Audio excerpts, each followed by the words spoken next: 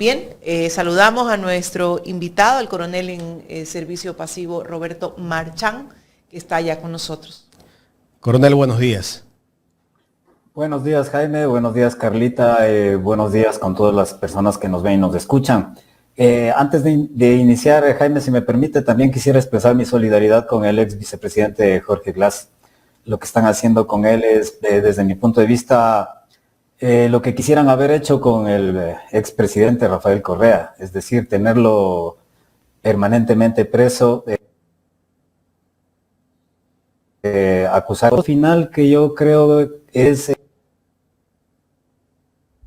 el nada más que las personas se atrevan a hacer y romper con los paradigmas que vivimos en nuestro país.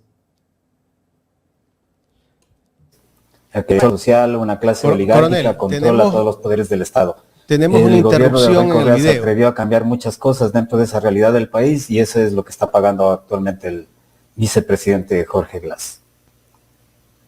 Se quedó congelado. Parece ser que ahí se descongeló. Casi que no escuchamos todo el mensaje, coronel. Bueno, lo que está pasando con Jorge Glass es una cosa como... Ya es como, se han ensanchado en contra de él, ¿no? Hemos visto que es una especie de trofeo político para los tres últimos gobiernos. Ha sido una especie de trofeo político y que de alguna manera los capitaliza a los que están en el poder, ¿no? Es lamentable. Lo están acusando de algo que no existe. Hablan de un peculado, ¿no? Pero para que haya peculado tiene que haber un desvío de fondos. Se construyeron las obras, pero simplemente ellos interpretan que no fue para el tema de la reconstrucción de Manabí. Construir un parque no es parte de una reactivación de la economía de una provincia. Desde nuestro punto de vista, yo creo que sí. Y algunas obras más que cuestionan allí. Sí, no solo le acusan de haber construido un parque, le acusan de construir carreteras. ¿Y qué más para reactivar la economía de una zona es hacer carreteras para que la gente se pueda comunicar, para que la gente pueda sacar sus productos, etcétera? Como le decía, y lastimosamente creo que no se escuchó, Jaime, para mí no es más que nuestras élites lo que tratan de hacer con la figura de Jorge Glass es dar un escarmiento a la sociedad para que la sociedad no se atreva a cuestionar la realidad de un país oligárquico en el que vivimos. Tratar de castigar para infundir miedo a que nadie más en otra ocasión se atreva siquiera a tratar de cambiar los problemas estructurales que tenemos en nuestro país. Y lastimosamente la figura de Jorge Glass es la que le sirve para ese tema. Sí, es lamentable, ¿no? Pero bueno, veamos qué pasa todavía. Esperemos que ese juez revise bien las cosas antes de sentenciar, ¿no? Esperemos que sentencie en favor en justicia, no en son de que me diga alguien que está en el poder tienes que sentenciarlo porque ese es mi trofeo político. Vamos con el tema de la seguridad, coronel.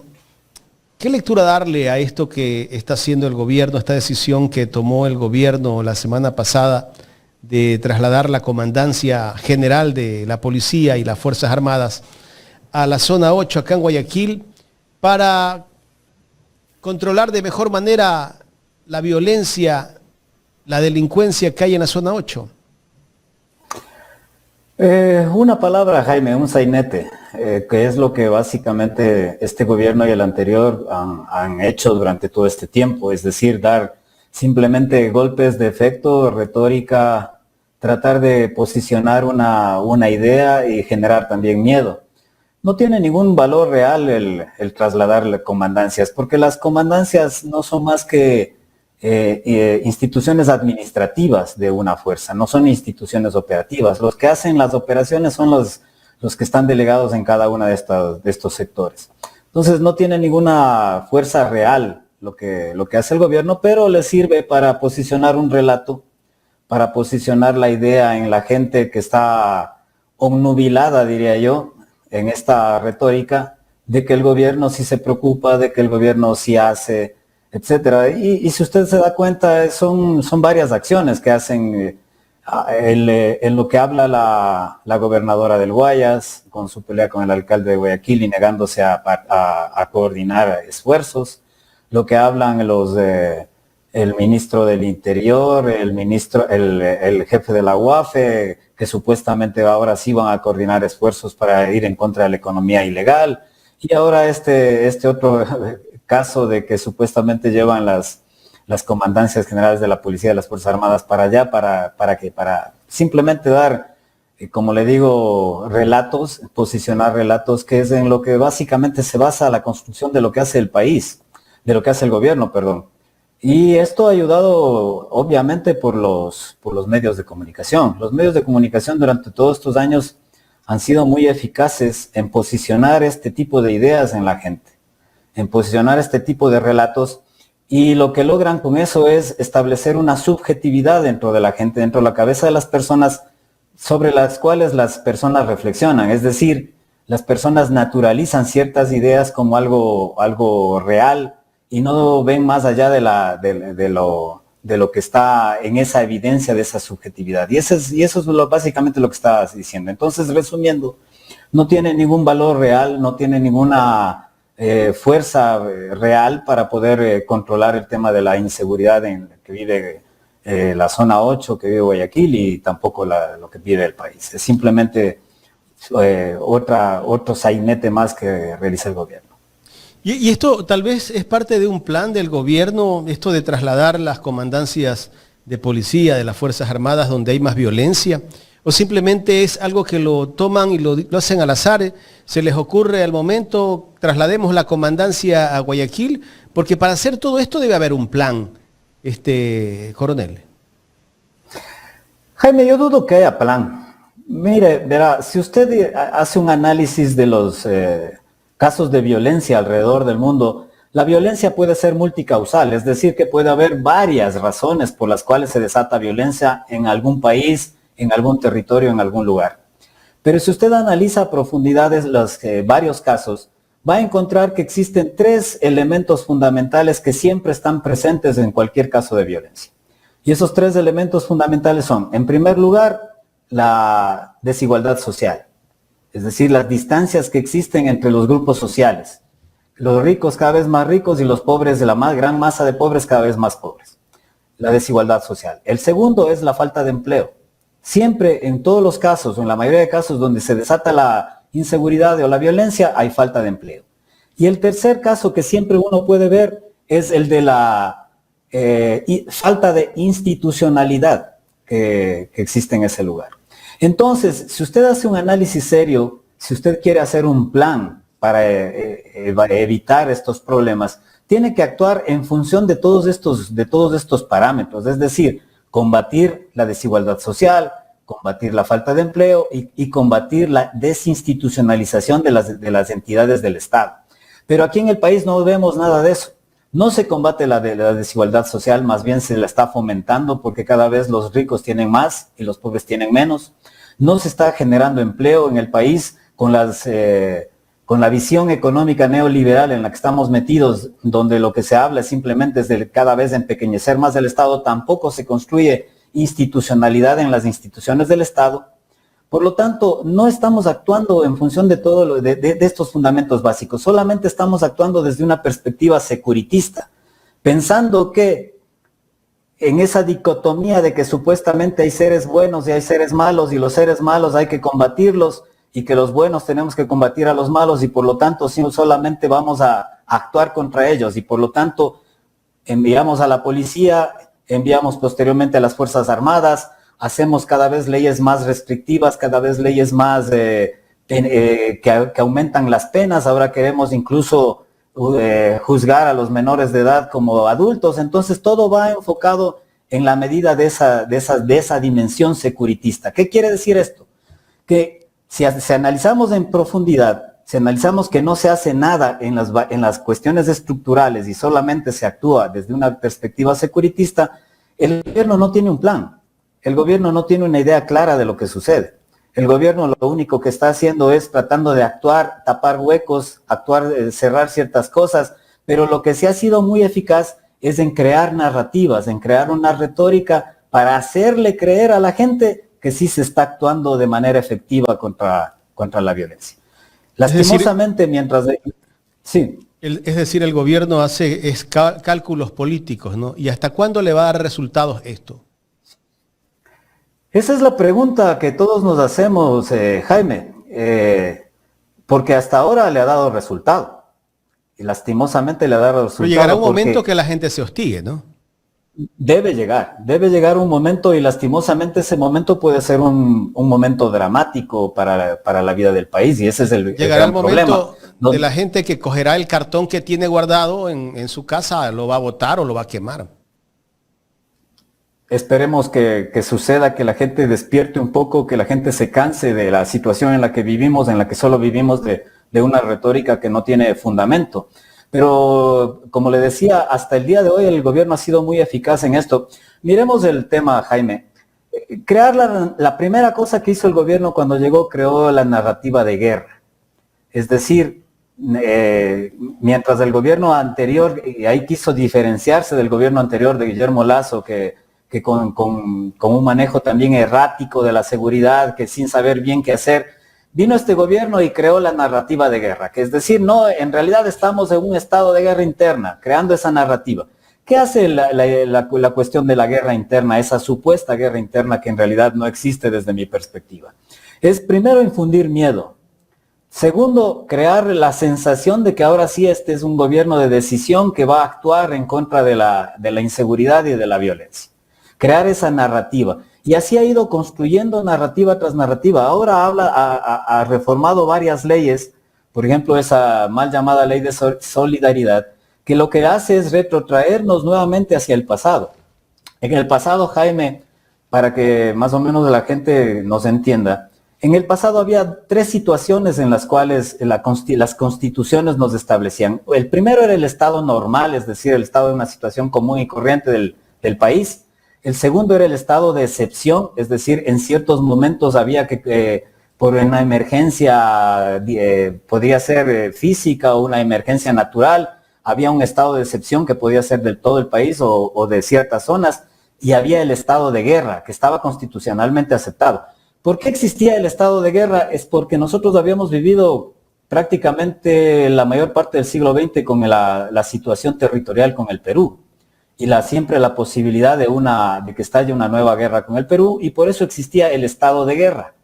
El estado de guerra le permitía al Ejecutivo, al gobierno, a realizar muchas acciones y a reprimir muchas cosas. Es decir, por ejemplo, podía movilizar recursos humanos, recursos materiales, podía incluso recursos privados, no solo los recursos del Estado, para realizar un esfuerzo de guerra. En esta supuesta guerra contra el Perú. Podía limitar las libertades individuales, los derechos individuales de las personas en una situación de guerra internacional como la que vivíamos en esa época. Cuando se cerró el capítulo con el Perú en el año 98, ya la Constitución del 98 empezó a cambiar esta situación y empezó a desaparecer el estado de guerra. Y el estado de guerra desapareció, por ejemplo, en la Constitución del 2008. Y el estado de una guerra interna se asumió a los estados de excepción, es decir, ya no había tres tipos de estados, el estado normal, el estado de excepción y el estado de guerra, sino solo el estado normal y el estado de excepción. Y la situación de guerra interna o guerra externa se metió dentro del estado de excepción, pero con limitaciones. Ya no tenía el presidente tanta libertad como tenía en el pasado para actuar en una situación de estado de guerra internacional. Lo que ha hecho el gobierno actual con la retórica de la guerra interna es nuevamente, de alguna manera, sobre la base de una ley, sin cambiar la Constitución, regresarnos a ese estado de guerra, a ese tercer estado que antes existía en las situaciones constitucionales, para darle las facilidades al gobierno para actuar de manera sobredimensionada, sin limitaciones, en una supuesta guerra en la que lastimosamente ni siquiera se identifica con claridad quién es el enemigo. Porque en una guerra internacional usted conoce el enemigo. En una guerra interna usted no sabe quién es el enemigo. Entonces, toda esta retórica que ha hecho el gobierno ha ido construyendo esta retórica que lo único que nos está llevando es a un país cada vez más inmerso en ya no la violencia de bandas delincuenciales solamente, sino que va a estar inmerso en una violencia desde el Estado. como ya lo hemos estado viendo. Lastimosamente, cuando hablamos de una situación de guerra, no estamos hablando de una situación normal, en donde se trata de corregir las conductas de los ciudadanos, sino estamos hablando de una situación en la cual se elimina al enemigo. Y ese es el gran peligro que estamos viviendo, es decir, estamos andando hacia un Estado cuya única visión es la de eliminar a aquellos que considera que no son parte efectiva de esta sociedad. En principio con la retórica de los delincuentes, pero esa eliminación puede ser fácilmente llevada también hacia cualquiera que lo consideren el supuesto enemigo interno, que también pueden ser los opositores o aquellas personas que tengan una visión diferente de la realidad social que vivimos. Coronel, ¿cuáles son las causas de esta escalada de violencia que tiene el país? Jaime, mire, para irnos a eso deberíamos analizar desde lo que ocurrió de la geopolítica mundial, desde lo que ocurrió a fines del siglo pasado y principios de este siglo. En el 2008 se estableció como es el Plan Colombia, cuyo objetivo era el de eliminarles a las FARC. Las FARC, nos guste o no nos guste, con su control del sur de Colombia, ellos controlaban en principios del siglo XXI y específicamente hasta el 2016 en que firmaron los acuerdos de paz en Colombia, ellos controlaban el sembrío, el procesamiento y la distribución de la coca en el sur de Colombia. Y de alguna manera evitaban, para no abrirse un frente con el Ecuador, evitaban incursionar en el país para realizar cualquier tipo de actividad ilegal. Y si lo hacían de manera camuflada y de manera soterrada. A partir de la firma de la paz de la firma de la paz en Colombia en el 2016, se sabía que el Estado colombiano, si no entraba y si no ejercía una posición efectiva en el sur de Colombia, en los departamentos de Putumayo, en Nariño, ese espacio de poder que dejaba suelto las FARC en ese momento con su desmovilización iba a ser cooptado por alguien. Lastimosamente ocurrió lo que pensábamos que iba a ocurrir. Que Colombia, el Estado colombiano no ocupó ese espacio de poder en ese sur, y lo que empezó a haber es una diseminación de diversas bandas y el ingreso de otro tipo de delincuencia ya más organizada, sobre todo de México, para ocupar esa zona. Y vemos que lo que se ha producido en el sur de Colombia es la multiplicación del sembrío y el procesamiento de cocaína. Y esa cocaína tiene que salir por alguna parte. Recordemos que en Colombia, en el Pacífico colombiano, porque recordemos que Colombia tiene salida al Pacífico y salida al Atlántico, es el único país de Sudamérica que tiene los dos océanos. En el Pacífico colombiano solo existe un puerto, que es el puerto de Buenaventura, de Tumaco, en Colombia, para salir con las exportaciones. Y en el Ecuador, en cambio, existe una continuidad de puertos, desde Esmeraldas, Manta, el sistema de Guayaquil, Pozorja, Puerto Bolívar, es decir, una gran cantidad de puertos, y era previsible que se empiece a gestionar el flujo de droga a través de los puertos. Además de que la geopolítica de las drogas cambió en estos años. Ya no se convirtió el primer consumidor del mundo, Estados Unidos, sino de cocaína, sino que mucha de la droga empezó a ser trasladada hacia Europa y hacia el Asia. Y al contrario de lo que ocurría con el traslado de la droga hacia Estados Unidos, que se hacía en pequeños botes, en buques o incluso a través de Centroamérica, el traslado de la droga hacia Asia y hacia Europa se lo realiza exclusivamente en barcos mercantes, en barcos legales, contaminando la carga. Entonces, toda esta geopolítica de las drogas y esta situación de Colombia hacía prever que nosotros íbamos a tener un problema, sobre todo si es que Colombia no, como le decía, no controlaba esta situación en el sur del país, que no la controló nunca y que lastimosamente se ha reproducido en el sentido de la cantidad de área de procesamiento y de sembrío de coca que hay allá. Entonces, esta era nuestra situación. ¿Y qué pasó en el país? Que encima de eso nosotros desinstitucionalizamos a partir del 2017 todas las capacidades de seguridad del país. Recordemos, Jaime, y esto es algo que la gente debe saber, debe entender. Cuando se cerró el asunto de la guerra con el Perú, del enfrentamiento territorial con el Perú en el año 98, empezó a haber lastimosamente un gran declive de capacidades en las fuerzas militares, en las Fuerzas Armadas del Ecuador y en la Policía Nacional. Porque como siempre llegamos a la idea, imaginario de que ya no hacía falta unas Fuerzas Armadas. Y las Fuerzas Armadas entraron en un declive de capacidades. Incluso hasta el año 2008. Recuerde usted que cuando hubo la incursión de Colombia al campamento de Angostura de las FARC, las Fuerzas Armadas de Ecuador no pudieron reaccionar. ¿Por qué? Porque no teníamos capacidades. Solo existía un helicóptero operativo. Ni siquiera pudimos llegar a ver qué había pasado a tiempo. Peor, reaccionar a la realidad de lo que ocurría. Pero a partir del 2008, en el gobierno de Rafael Correa, hasta el 2014, se hizo la más grande inversión en capacidades en Fuerzas Armadas que no se había hecho desde los años de la última dictadura militar de los años 70. Se invirtieron más de 1.700 millones de dólares. Pero la retórica del anticorreísmo le ha convencido a la gente de que el gobierno de Rafael Correa desarticuló las Fuerzas Armadas, cuando la evidencia está de que fue el periodo 2008-2014 donde más se invirtió en las Fuerzas Armadas para mejorar sus capacidades. Pero llegó el gobierno de Lenín Moreno, y el gobierno de Lenín Moreno, sobre la retórica neoliberal de que teníamos un Estado demasiado grande, empezó a desarticular y destruir todo aquello que se había estructurado en función de tener una organización, una institucionalidad de seguridad que nos permita enfrentar estas dinámicas. Entonces nos encontramos a partir del 2016 con que Colombia se desactivaron las FARC, se perdió el poder que controlaba el sembrío y procesamiento de coca en el sur de Colombia, y en el 2017 se empezó a desarticular toda la estructura de seguridad del Ecuador.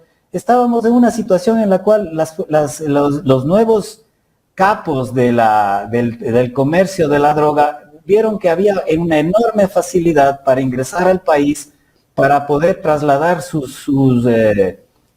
mercancía ilegal a Europa y a Asia a través de los puertos ecuatorianos. Entonces, esa es parte de las circunstancias que hemos vivido. Y lastimos la institucionalidad. Todavía no vemos, por ejemplo, ya cojamos un elemento, el equipamiento solamente de patrulleros de la Policía Nacional. Los patrulleros de la Policía Nacional hubieron una renovación en el año 2013-2014. Ya son más de 10 años. Fue la última renovación integral. A partir de eso, en todos estos gobiernos, lo único que se ha visto es que tal municipio entrega 20 camionetas, tal otro municipio entrega 20 camionetas o cosas por el estilo. Pero no vemos una renovación integral del equipamiento, por ejemplo, de la policía. Tampoco vemos una reestructuración de la policía. La policía nuestra tiene que ser reformada y reinstitucionalizada desde abajo, para poderla convertir en una institución realmente eficaz para enfrentar la realidad que estamos viviendo. Entonces, si no vemos nada de eso, si vemos que solamente se hacen parches, se hace retórica, simplemente estamos viendo que vivimos de un imaginario construido por el Estado, en el cual lo único que le interesa es mantenerse en el poder político y mantenerle a la gente en silencio y asustada por la realidad que vivimos. Coronel, buenos días, un gusto saludarlo. Carlita. ¿Realmente el gobierno tiene algún plan estratégico para contrarrestar la delincuencia? ¿Por qué le pregunto esto? Yo asumo que usted sí ha de haber podido observar imágenes de la semana pasada donde un helicóptero de las Fuerzas Armadas lanzaba panfletos en forma de billetes, ¿no? Indicando pues planes de recompensa para ciudadanos que den información sobre líderes, cabecillas de los grupos delincuenciales. 1. 2, como lo decía Jaime, el tema de que la comandancia se traslade a la ciudad de Guayaquil. Tercero, pues continuar con el estado de excepción. Este tipo de situaciones que marcan la agenda, ¿no?, de las Fuerzas Armadas, de la Policía Nacional, del Gobierno, del Ministerio del Interior, ¿Cree usted que tienen que ver con algún plan estructurado que ellos tengan para contrarrestar la delincuencia? Y le hago esta pregunta porque ayer la asambleísta Ana Herrera nos manifestaba que el señor John Reimer no sabía pues qué responder cuando le decía, enséñeme pues cuál es el plan, muéstreme. Bueno, no me lo puede mostrar, es reservado, pero dígame cuáles son las líneas, las directrices, las aristas que ustedes van a seguir. Entonces, ¿a qué corresponde este tipo de decisiones del gobierno? Entre esas, las cuales a título personal me parece muy burlesco, de que se pongan a lanzar panfletos en forma de billetes. Carlita, lo que usted dice precisamente clarifica que desde mi punto de vista no existe ningún plan. Lo que hablan es simplemente una ficción, no existe plan porque... ¿Y por qué no existe plan? Si ya tienen más de 18 meses, ya creo que vamos a los 20 meses de gobierno, es porque no saben qué hacer. Y además de que no saben qué hacer, no quieren invertir lo que deberían invertir para hacer. Como le decía, si no se atacan los problemas estructurales de desigualdad social, de falta de empleo, de institucionalidad, que implica inversión, que implica el trabajo coordinado de todo el Estado. Si no se hace nada en ese sentido, estamos viendo que en realidad lo que quieren hacer es mantener la situación tal cual está.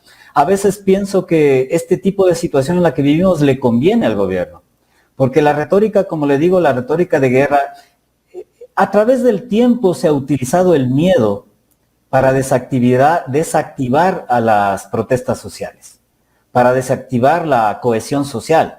Porque la gente con el miedo deja de pensar, deja de reflexionar y actúa solamente emocionalmente.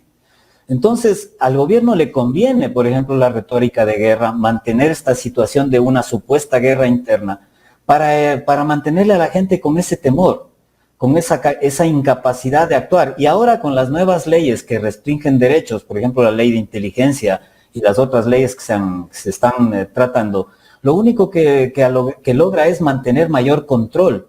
Es decir, lo que está construyendo el gobierno es una sociedad asustada y un Estado o un gobierno en particular que ejerce más vigilancia y control sobre los ciudadanos.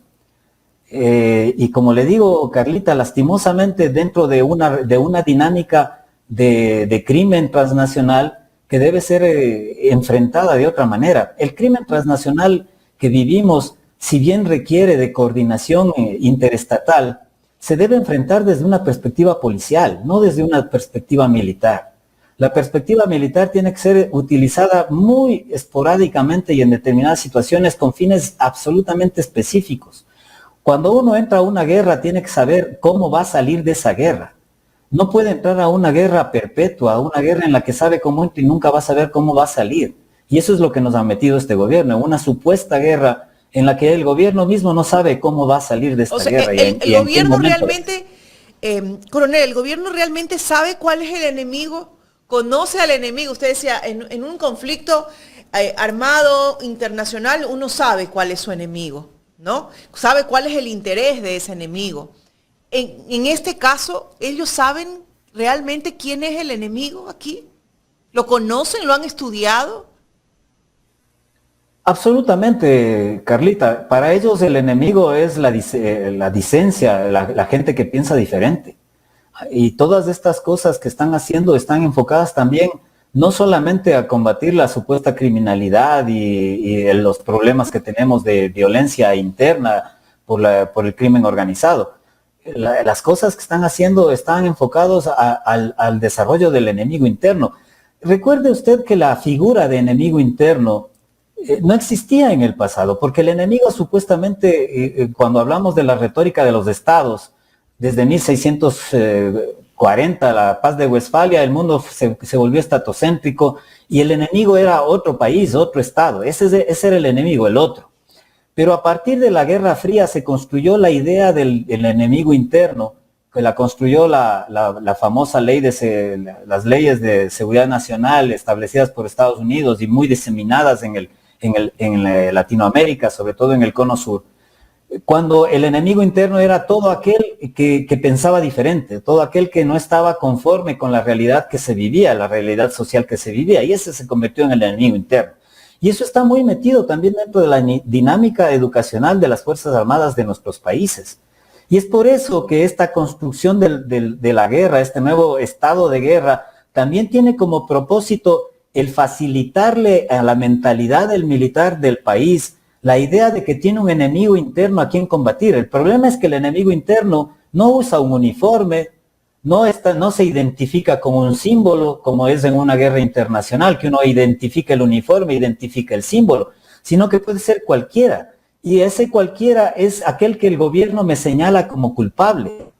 Es decir, el gobierno con la ley de inteligencia a cualquiera le espía, le señala como culpable y tiene a unas fuerzas militares que identifican a ese como el enemigo, y el enemigo no es alguien a quien se le aprende o a quien se le reforma, el enemigo es alguien a quien se le elimina. Y ese es uno de los grandes problemas en lo que nos están metiendo. Estamos, como le decía anteriormente, nos están metiendo en un estado de situación de guerra perpetua, en un estado donde nos vamos a matar, el Estado va a matar y nos estamos matando entre todos. Ellos piensan en eliminar. Coronel, hablaba el ministro John Reimer también hace unas semanas atrás y manifestaba que la Policía Nacional hace su trabajo, pero que sin embargo la debilidad está en los fiscales y los jueces, puesto que ni 48 horas y muchas veces estos supuestos delincuentes que son aprehendidos pues ya están en libertad. Y ahí nos viene la pregunta también. Es necesaria una depuración, pero es necesaria también una depuración dentro de las filas policiales. ¿Considera usted que también las filas policiales, las Fuerzas Armadas inclusive, están contaminadas por los grupos delincuenciales? Por supuesto que sí, Carlita, pero lo que se requiere es institucionalidad a nivel del país. Y cuando hablamos de institucionalidad, ¿a qué nos referimos? Es que las instituciones funcionen y funcionen objetivamente en función de las leyes, que todos cumplamos las leyes, que los jueces juzguen adecuadamente, que las instituciones militares y policiales actúen de acuerdo a lo que deben actuar en función de las leyes y reglamentos que están establecidos. Pero si tenemos un gobierno que para empezar se salta y se limpia con la Constitución, la utiliza como papel de toilette a la Constitución, empieza para ahí la desinstitucionalización del Estado. Es decir, si es que las máximas autoridades del Estado no cumplen con la ley, las instituciones que vienen abajo también se sienten liberadas para tampoco cumplir con la ley. Y estamos en un proceso de desinstitucionalización de todo el Estado, no solamente de las fuerzas militares, no solamente del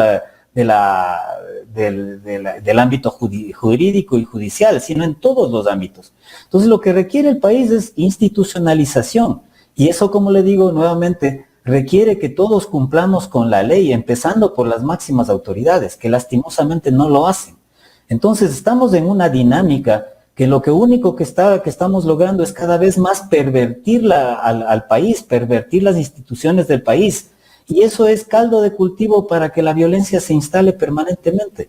Es decir, no estamos cambiando absolutamente nada. Estamos empeorando las cosas, y todo con objetivos políticos y objetivos económicos, porque lo que estamos viviendo es en un renacimiento de un Estado oligárquico, lastimosamente.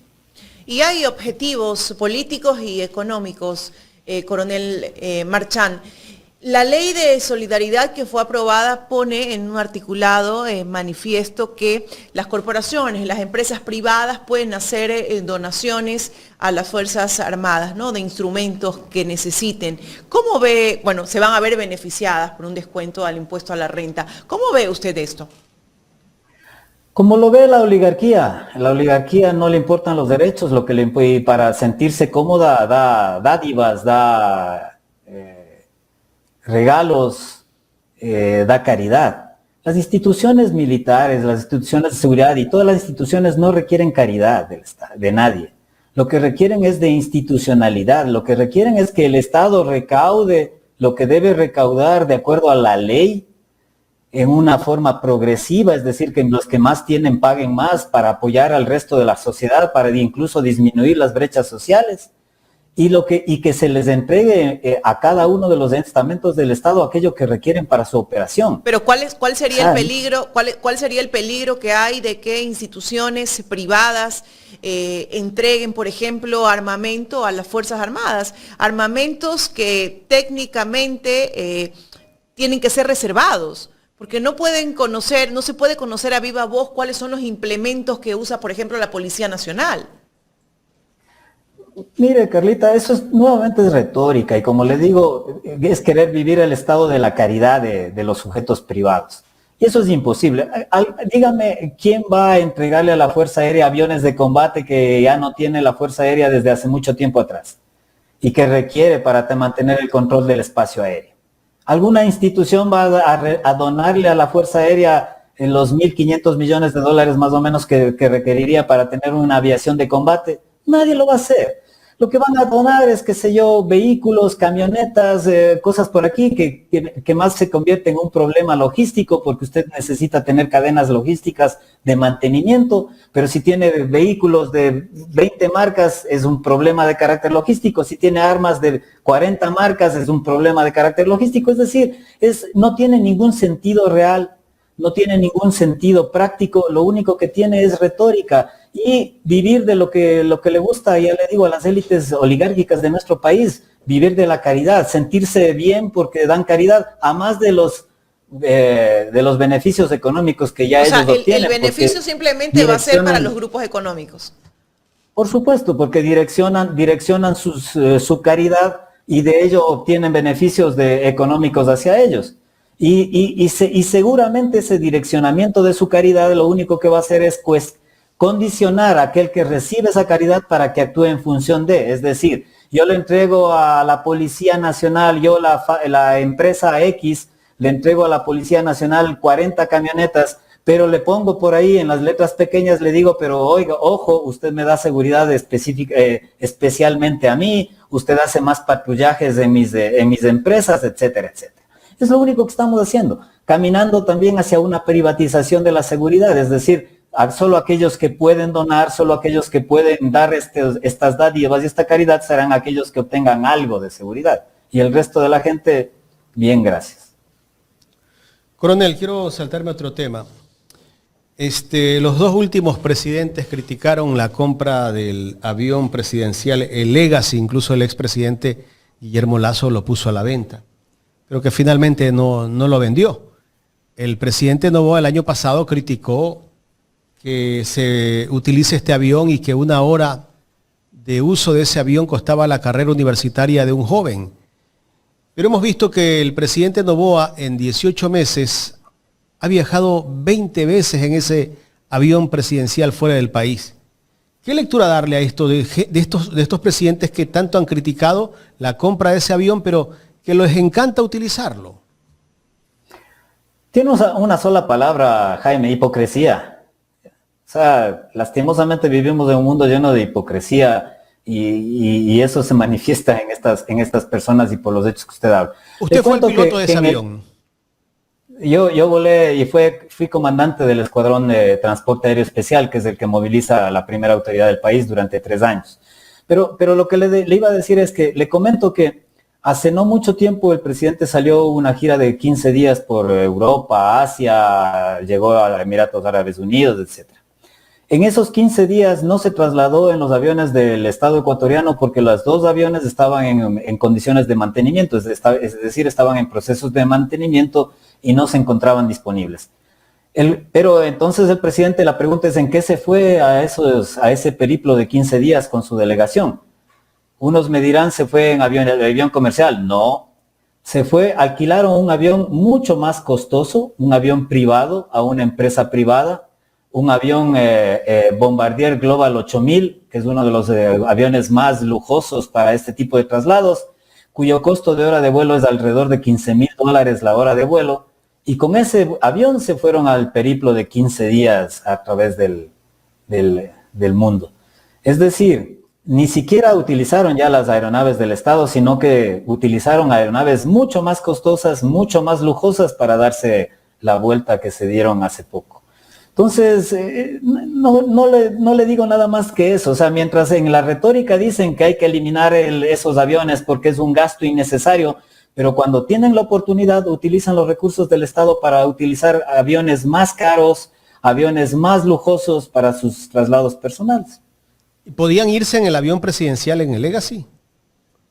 En este caso no, porque le digo que los aviones estaban en un proceso de mantenimiento, o sea, no estaban disponibles. Pero como le digo, en vez de con su retórica, haber cogido un avión comercial, haberse ido en vuelos de línea normal para ir a cada uno de sus lugares, lo que hicieron es rentar un avión privado mucho más grande, mucho más lujoso y mucho más costoso para hacer ese trip. ¿Y cuál fue el propósito? Entonces esto nos habla... ¿Cuál fue el propósito de todo el escándalo? Nos habla de la hipocresía. El propósito era simplemente hacer quedar mal al gobierno anterior, hacerle ver, aumentar en esa retórica o agrandar esa retórica de que el gobierno de Rafael Correa era un gobierno despilfarrador. Ese era el único propósito. La aviación de Estado tiene, y la aviación que yo le digo, tiene varios propósitos. Uno de esos es la seguridad también del presidente.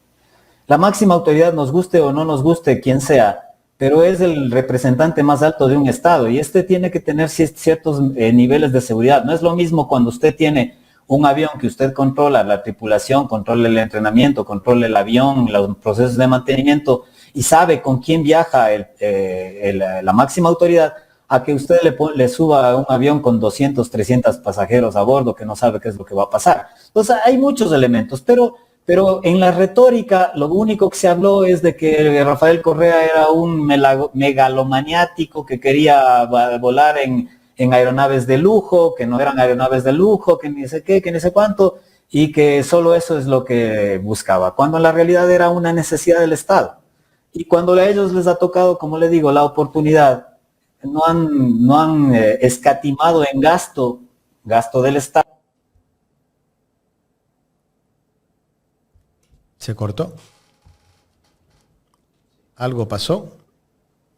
Bueno, ojalá se pueda conectar nuevamente para por lo menos terminar la entrevista, despedirnos con el coronel Roberto Marchán. Él fue piloto del avión presidencial. Ahí estamos de nuevo. Sí, hubo una falla. No sé hasta dónde me escuchó Jaime. Bueno, estaba hablando de que el avión presidencial no era un avión de lujo, ¿no? Es un avión normal que es necesario para un jefe de Estado. Básicamente eso, pero en la retórica y en la hipocresía de los personajes que tenemos aquí en la política, lo hicieron parecer como un avión innecesario, como un lujo que quería darse el presidente Correa, pero en realidad cuando ellos ahora sí han tenido la oportunidad, no han escatimado gasto en volar en los aviones más espectaculares que hay. Yo les invitaría a que vean a la gente que nos escucha, entre a internet y vea el Bombardier Global 8000 y vea lo lujoso que es ese avión y lo costoso que es para ese es el que cuesta $15,000 la hora. Aproximadamente, sí, ese es en el que viajaron. Ese sí vale una carrera universitaria entonces la hora. Por supuesto que sí, y más. Qué cosas, ¿no? O sea, en ese viaje que fue de 15 días, ¿cuántas horas habrán usado ese avión? ¿Cuántos estudiantes se ¿Cuántos pudieron cientos de miles de dólares? ¿Y cuántos estudiantes pudieron graduarse? Haciendo un cálculo, yo creo aproximadamente entre 500,000 a $1,000,000 solo en traslados. Eso costó el viaje de 15 días. Aparentemente no se pudo haber costado. Eso es un derroche, ¿no? En un gobierno que habla de austeridad. Coronel, queremos agradecerle por el tiempo que nos ha brindado para conversar en esta mañana aquí en Ecuador en Directo. Un gusto, Jaime. Saludos y hasta luego, Carlita y Jaime. Hasta luego. Coronel, un abrazo fuerte y gracias por compartir esta entrevista con nosotros. Ahí están los puntos de vista, la inseguridad, lo que pasa, el conflicto internacional, un poquito también hablando del costo de los viajes al exterior en el avión presidencial del presidente y del sinnúmero de situaciones que se dan en torno a esta crisis de inseguridad que vive el país, que sin duda alguna no se ve luz blanca, no se ve humo blanco, lo único que se ve en este país es muerte, es sangre, es persecución política, es falta de derechos, de libertades, falta de educación, de salud. Hoy veía una noticia de un canal que había subido donde hay una pareja, Jaime, esperando afuera del hospital de Los Ceibos una camilla porque la esposa no puede dar a luz. Y viene de una ciudad cercana. O sea, miren hasta dónde las condiciones.